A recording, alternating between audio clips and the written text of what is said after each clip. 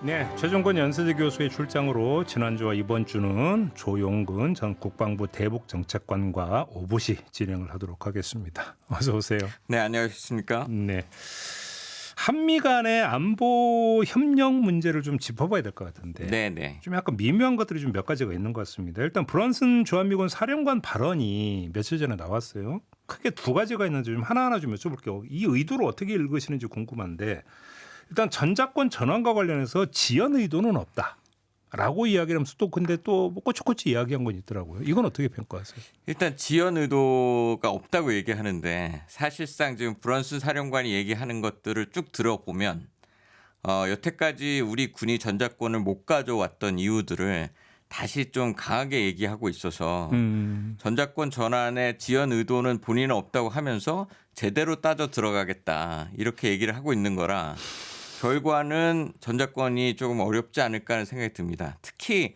가장 중요한 것은 전작권 전환에 대한 조건을 평가하는 주체가 브런슨 연합 사령관입니다. 그렇죠. 예, 근데 본인이 제대로 한번 해보겠다. 이것이 지금 벌써 FOC를 내년도에 마무리하겠다고 했는데 FOC가 시작된 게 2022년입니다. FOC가 뭐예요?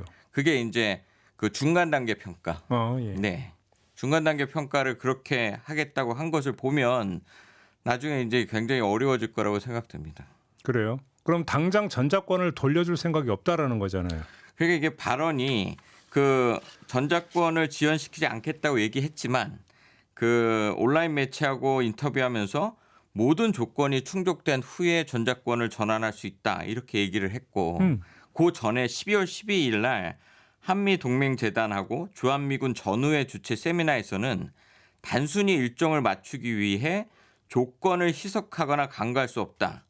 그리고 심지어는 임기 내 전작권 전환을 언급하면서 목표에 도달하지 못할 수도 있다는 점을 말해야 한다. 이렇게 얘기를 했습니다. 네. 그리고 조건들에 대해서 현재에 맞는 조건인지 필요에 따라서는 그 조건들도 변경할 수 있다. 이렇게 얘기를 하고 있는 것은 사실상 우리가 생각하는 임기 내 전작권 전환과는 굉장히 궤를 달리게 하고 지금 전작권 조건이 수십 개입니다. 세부 조건들이. 그것들을 맞추기가 상당히 어려운 부분도 분명히 있고 어느 부분은 주관적인 것들인데 그런 것에 대해서 굉장히 강하게 보겠다. 세부 조건들 다 맞춰야 되겠다. 이런 것은 전작권을 뭐 전환을 임기 내 가져오겠다는 것과는 분명히 결이 다른 얘기를 하고 있는 근데 거죠. 좀 여기서 궁금한 게 지금 미국의 이제 큰 방향성은 한반도 방어는 그냥 니네가 좀 해라. 주한미군은 다른 용도로 쓸게. 대중 견제나 이런 쪽으로 쓸게 이거잖아요. 그렇습니다. 그러면 전작권은 굳이 안 줄 이유가 뭐가 있어요? 그 전작권 전환에 대해서 정확하게 미국 입장이 무엇인지는 조금 더 이제 세부 협상할 때 봐야 될 것 같습니다. 네. 여태까지 저희가 좋게 얘기하고 있는 건 헤그세스 국방장관이 맞아요. 그 기자가 물었을 때 임기 내 전작권 전환은 굉장히 훌륭한 일이다 이렇게 얘기를 했는데 그 전에 2000년 6월에 럼스펠드 국방장관이 전작권 전환을 가져가라고 얘기한 이후에 처음으로 그러니까 미국 국방장관이 좀 긍정적으로 평가해 줬던 겁니다. 그래서 실제 미국의 속셈이 미국의 입장이 무엇인지는 잘 모릅니다. 근데 더욱 중요한 것은 브런슨 사령관의 입장이 과연 미국 정부의 입장인 것인가. 예, 그 부분에 대해서 사실 봐야 됩니다. 다를 수가 있어요? 그러니까 사실은 미국의 사성 장군이 약 30명이 넘습니다. 네. 엄청나게 사실 사성 장군이 많은데 사성 장군이 미국 정부와 입장을 다르게 낼 수가 없기 때문에 잠깐만 여기서 전작권을 주느냐 마느냐가 주한미군 사령관의 위상이나 권한에 영향을 미칩니까? 크게 보면 인도 태평양 전략에 어떤 의미가 있을 것인가를 볼 필요가 있다고 생각합니다. 여태까지 사실상 우리가 전작권 전환을 못 가져온 거 보면 미국의 전략이 그러니까 대중국 견제 오로지 딱 할 때 전작권 전환을 미국이 들고 있는 것이 좋은지 나쁜지에 대한 것을 좀 따져볼 필요가 있습니다. 그러니까 한국의 독자 행동, 한국군의 독자적인 작전이 미군 작전에 기여하는 부분을 따로 주는 게 맞는 것이냐. 네. 아니면 주한미군이 전작권을 들고 있으면서 이것을 통제하고 있는 것이 자기네들한테 유리한 것인가. 중국 견제의 측면에서 놓고 보더라도. 그런 부분을 좀 봐야 될 것이고 굳이 임기 내 4년 안에 이것을 넘겨주는 것이 자기네들한테 맞는 것인가. 이런 부분을 고민하고 있지 않나 하는 생각이 좀 듭니다. 다른 나라의 전시작전 통제권을 갖고 있는 경우가 또 있나요, 미국이? 없죠. 예. 우리나라뿐입니까? 그렇죠. 예. 또 하나 브런슨 사령관의 발언 중에 얘기했습니다. DMZ 정치화를 허용하지 않겠다. 예, 요거는 거꾸로 제가 느낌이 굉장히 국내 정치적 상황을 유심히 주한미군이 보고 있구나 생각이 듭니다. 네. 정치라는 표현을 거의 주한미군 사령관이 쓰는 것을 못 봤는데 이 DMZ를 정치화하지 않겠다라고 얘기하는 것이 국내 정치적 상황을 굉장히 정치적으로 바라보고 있구나라는 것의 반증이 아닌가 하는 생각이 좀 들었습니다. 근데 우리가 뭘 어떻게 정치화한다라는 거예요? 그러니까 지금 그때 이제 인터뷰에서 또 한 얘기가 DMZ에 대해서 정전협정이라는 법적 문서를 무력화하면서 자신들의 일하는 방식을 변경할 수 없다. DMZ 정치화에 허용하지 않겠다. 그러니까 한국의 국내법에 의해서 자기들이 일하는 방식이 변경된다면 이것이 이제 정치화다 이렇게 얘기를 하는 겁니다. 네.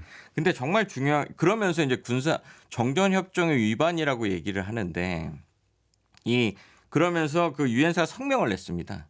이 요번에 내고 있는 여당에서 발의하고 있는 DMZ법을 반대하는 성명을 냈는데 이 정치적 사안에 대해서 유엔사가 성명을 낸 것은 제가 사실은 군인으로 있으면서 본 적이 없었습니다. 그러니까 매우 정치적 사안에 성명을 낸다는 것은 매우 이례적이고 초강수의 카드를 지금 내고는 있는 걸로 보여집니다. 근데 이게 과연 정말 정전협정의 위반이냐 이걸 조금 따져볼 필요가 있습니다. 네. 그러니까 정전협정을 저도 이제 많이 공부를 해보면 1953년도에 정전협정을 맺을 때 비무장지대 내에서 그러니까 우리나라의 국민들이 굉장히 많은 분들이 농사를 졌었습니다. 전쟁 나기 전에 북한 사람들도 그렇고 우리 사람들도 그렇고 그러다 보니까 거기에 사실 농경을 허용을 해줬습니다. 아, 전후에도? 예, 근데 실제로는 못 들어갔지만 한강 하구에서도 거기에 어로도 허용을 해줬고 그래서 실제 그 사람들이 들어가서 그것을 생계 유지하는 건 좋다. 그렇기 때문에 만약에 들어갈 경우에는 1,000명의 민사 경찰이 들어가서 그걸 통제하도록 되어 있습니다. 예. 그게 그래서 이제 우리 군인들이 들어갈 때 MP 완장, 헌병 완장 예전에 지금 이제 군사 경찰 완장을 차는 이유가 그 사람들을 통제하는 민사 경찰이라는 뜻으로 차는 겁니다. 근데 실제로는 들어간 적이 없었습니다. 그러니까 거꾸로 말씀을 드리면 이렇게 비군사적인 사안에 민간인이 출입하는 부분에 대해서는 상당 부분 허용을 해줬던 겁니다. 네.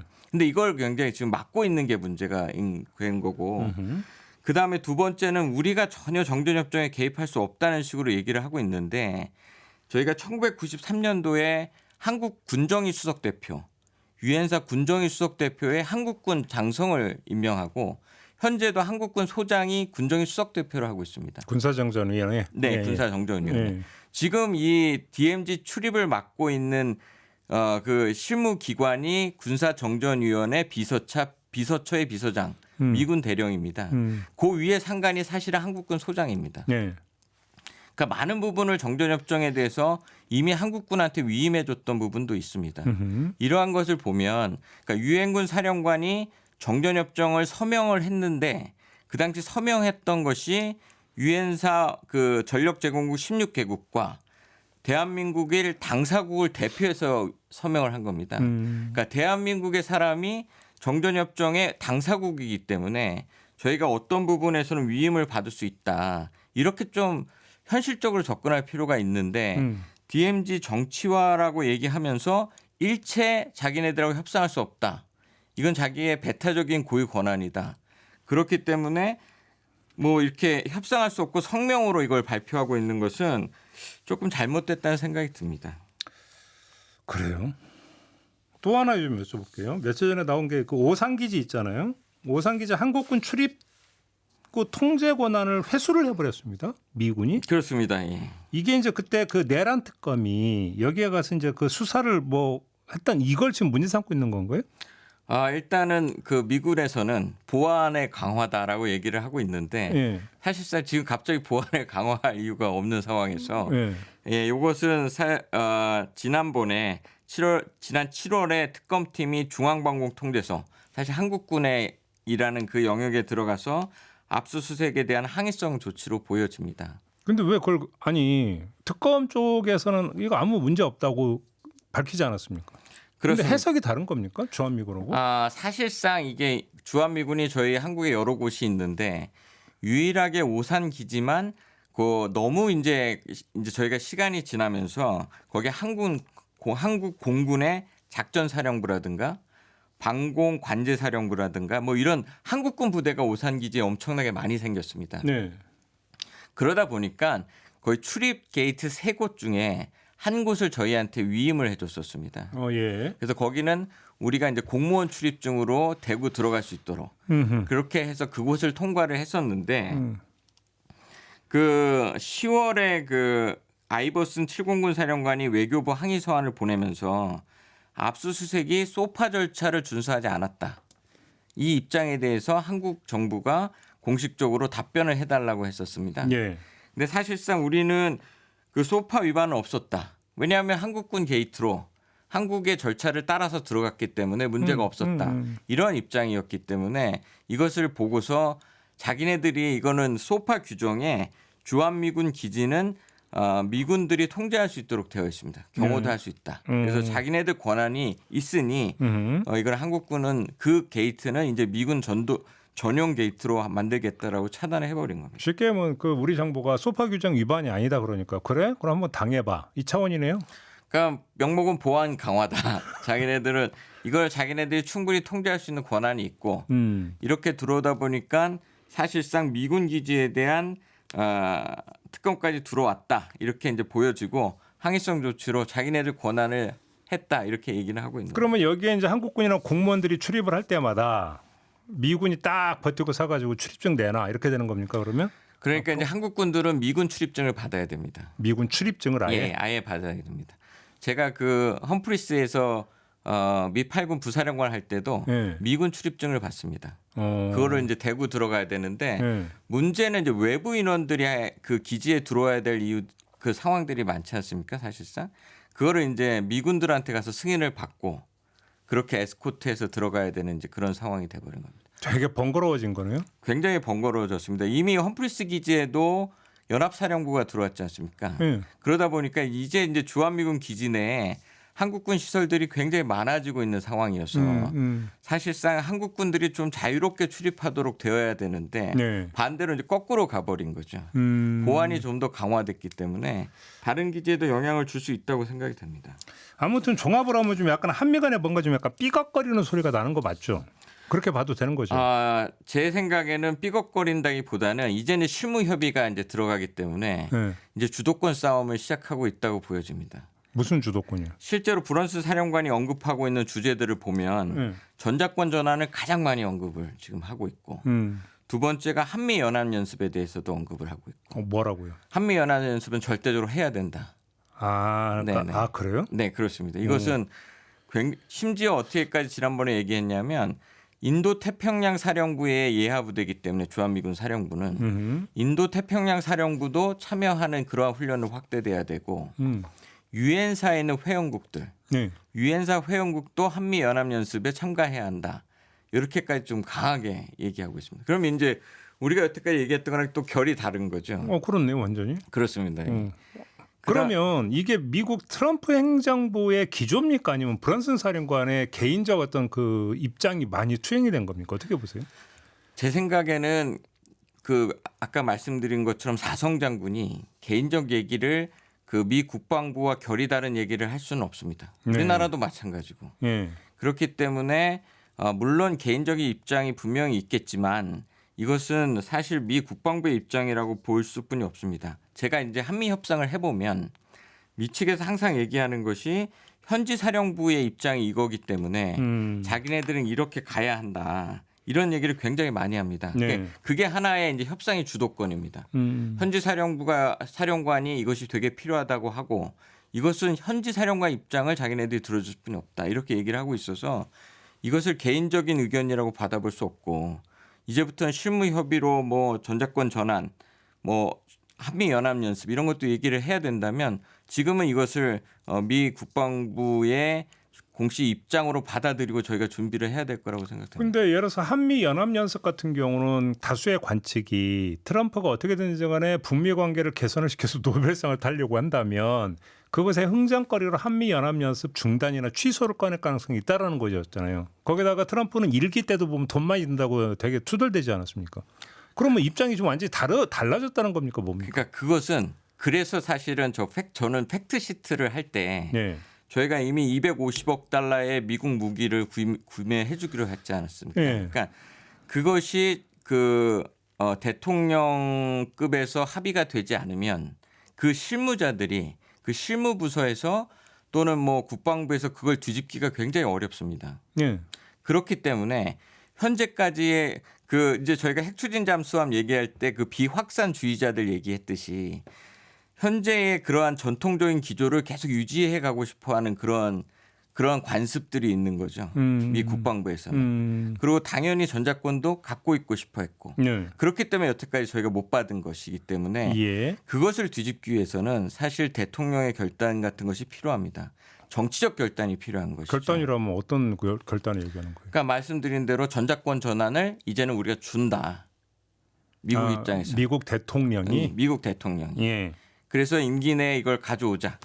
그러고 나서 이거에 대한 후속 조치를 한미 군사당국이 만들어라. 이른바 탑다운 방식으로 가야 된다? 그렇습니다. 그래요? 그렇지 않으면 이건 항상 이럴 수뿐이 없는 이게 사실 어쩌면 관료 사회의 특성인 것이죠. 관성대로 움직인다 관료사회는 이 그렇습니다. 얘기잖아요. 그렇습니다. 그런데 그렇게 놓고 본다면 해서 원자력 협정 개정 협상이나 핵추진 잠수함 문제 같은 경우도 그렇게 쉽게 풀리지 않을 수 있다는 얘기로 연결되는 거 아닌가요? 그래도 핵추진 잠수함은 이미 한미 대통령님께서 탑다운이 이것을 됐다? 결심을 했기 때문에 후속 조치를 만들어갈 수 있는 거죠. 네.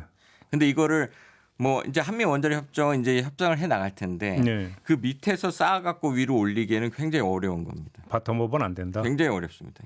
그러니까 한 큐에 이제 풀어야 된다. 네, 네. 그렇게 저는 보여집니다. 그렇다. 이게 이제 그 실무선에서 어떤 그 이제 관성에 따른 어떤 대응이 지금 그러니까 곳곳에서 지금 이런 식으로 나타나고 있다 그렇습니다. 이렇게 보시는 예, 거고. 예. 그럼 하나 더 여쭤볼게. 한미 핵 협의 그룹이라고 있습니다. 여기 공동 성명에 나왔는데 북 비핵화가 빠졌습니다. 핵 협의 그룹인데 북 비핵화 빼면 뭔 얘기하자라는 거예요? 예, 이건 좀 아쉽습니다. 예. NCG가 사실은 2023년에 워싱턴 선언 때문에 만들어졌지만 사실은 2010년부터 있었습니다. 아 이름만 좀 네. 했던 거예요? 2010년에는 한미 핵 확장 억제 정책위원회라고 EDPC라고 있었고 요게 좀 더 보완돼서 2015년에 억제 전략위원회라는 DSC가 있었습니다. 예. 요것이 다시 이름을 바꿔서 이제 NCG가 됐었던 겁니다. 네. 그래서 사실상 이것이 새로운 것은 아니고 그 당시 수석 대표도 우리는 국방정책실장, 그다음 미 국방부는 부차관보가 수석 대표였습니다. 어떨 땐 차관보. 그래서 사실 형식과 내용이 똑같은데 이렇게 북한 핵에 대해서 빠진 것은 제 기억으로는 처음으로 보여집니다. 아니 왜 빠진 거라고 보세요? 제가 보기에는 그 국가안보전략 NSS와 같이 그거 빠졌죠. 예, 거기에 연장선상이라고 보입니다. 이게 저희가 NSS 저번에 평가할 때 매우 특이하고 그렇죠. 이런 거 처음 봤다라고 얘기하듯이 그 연장선상이라고 보여집니다. NSS에 북한이 얘기가 아예 빠진 것도 처음이었고 심지어 트럼프 대통령이 유엔 총회 9월에 가서 말씀하실 때 발표하실 때도 아예 북한 얘기는 없었고 이러한 기조가 여기에 반영되지 않았을까 이런 생각이 듭니다. 그러면 결국은 트럼프 행정부가 지금 그 북한 핵 포위를 사실상 인정한 거로 봐야 되는 거 아니에요? 현재로서는 이미 트럼프 대통령은 그렇게 얘기를 했고 핵무기 보유국이라고 얘기를 그렇죠, 했고 그렇죠. 그다음에 협상을 하겠다고 하고 있기 때문에 사실상 그렇게 보여집니다. 네. 근데 이건 좀 달라야 되는 것이 저는 여기에 저번 그 NCG 공동성명에는 뭐 북한을 종말을 오게 하겠다 뭐 이런 얘기까지 들어있는데 그런 얘기보다 이것은 북한 핵을 우리가 군사적으로 어떻게 대응하겠다. 사실은 저희가 맞춤형 억제 전략이라는 게 있습니다. 요거는 이제 한미 공동 문서입니다. 네. 어떻게 핵을 쓰겠다라는 미국 핵을. 그다음에 그거에 대한 협의체가 NCG인데 NCG에서는 우리가 북한 핵에 대해서 어떻게 군사적으로 대응을 하겠다, 해 나가겠다 이런 얘기들을 좀 자세히 해야 됩니다. 그래서 뭐 공동 기획과 공동 실행, 뭐 전략 자산을 어떻게 전개시키겠다. 심지어 이번에 핵 추진 잠수함을 저희가 합의했지 않습니까? 그럼 핵 추진 잠수함에 대한 억제력에 대한 얘기를 해야 예. 저는 항상 그 억제력과 평화력이 동시에 얘기가 되어야지 우리 저 미국도 보면 중국에 대해서 대화를 하자고 하지만 ICBM도 보여주고 핵실험도 하자고 얘기하고 이 두 가지가 하나는 억제시키면서 대화 얘기도 해야 되는데 억제 얘기를 해야 될 부분에 그것이 빠져버리면 사실 우리 국민들이 가장 걱정하는 것이 북한 핵인데 그것에 대한 우리 국민들의 신뢰도에 영향을 줄 수 있다. 이러한 점에서 좀 우려됩니다. 아니 그러니까 트럼프 행정부가 사실상 북한의 핵 보유를 인정을 했다고 쳐요. 그러면 북비핵화는 얘기가 안 되더라도 핵 동결은 얘기가 좀 돼야 되는 거 아닙니까? 근데 사실상 지금 핵협의그룹에서는 비핵화에 대한 얘기는 거의 없었습니다. 여기는 북한의 핵을 군사적으로 대응하는 것이기 때문에 동결 이런 얘기, 그러니까 NCG에서는 북한의 핵을 군사적으로 어떻게 대응하겠다 예. 이런 얘기는 분명히 있었어야 된다고 생각하는 거예요. 근데 그것도 빠졌다라는 거죠. 그게 아예 빠져. 북한이란 단어 자체가 한 차례도 나오지 않았습니다. 그러면서 또 특이한 게 예. 한국의 재래식빵이나 한국이 주도하라는 얘기가 처음 들어갔습니다. 요거는 딱 보시면 NSS에 나왔던 그 문구가 그대로 들어간 거지 않습니까?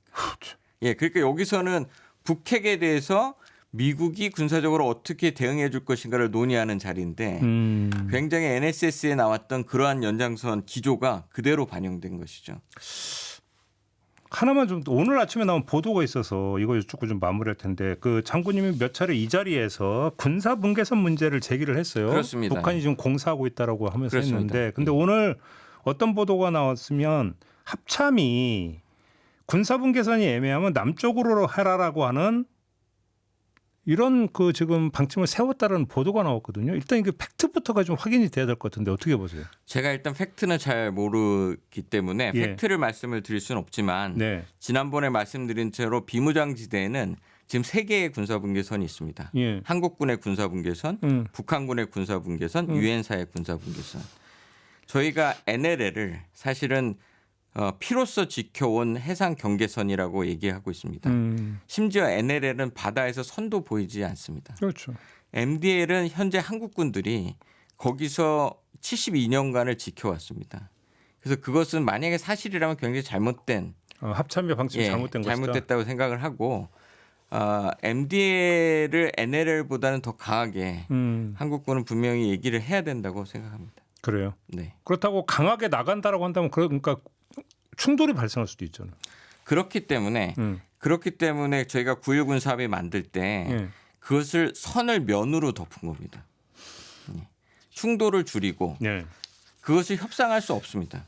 우리도 못 미루고 북한군도 못 미는 선이기 때문에 예. 거기서의 충돌은 줄이고 거기를 평화지대로 좀 바꿔나가는 그러한 노력들이 필요한 것이죠. 그러게요. 이건 뭐 근데 해법이 지금 전혀 안 보이고 있는 거네요. 간단히 얘기를 하면. 제가 유엔사 얘기를 한 번 더 말씀을 드리면 지금 군사분계선의 방벽은 전형적인 정전협정 그것이 만들어지면 북측 DMZ는 없어집니다. 근데 이거에 대해 유엔사 입장은 뭐예요? 유엔사가 입장을 내놓고 있지 않습니다. 뭐 그러면서 무슨 뭐 DMZ 정치화 얘기하고 뭐 그거만 그런 것만 왜 얘기하고? 그래서 제가 좀 답답한 게 그 얘기를 지금 강하게 얘기해주고 예. 이것을 정부가 어떻게 대처할 것인지 정전협정의 현상이 변경되고 있는 상황인데 지금 사실 그 출입권안보다 이것이 더 큰 문제입니다. 그러니까. 이거에 대해서 범정부적인 이런 일관의 노력이 좀 필요하다고 생각합니다. 알겠습니다. 자, 오늘 이야기는 좀 이렇게 마무리할게요. 고맙습니다, 장군님. 감사합니다. 네, 저도 함께 물러가겠습니다. 고맙습니다.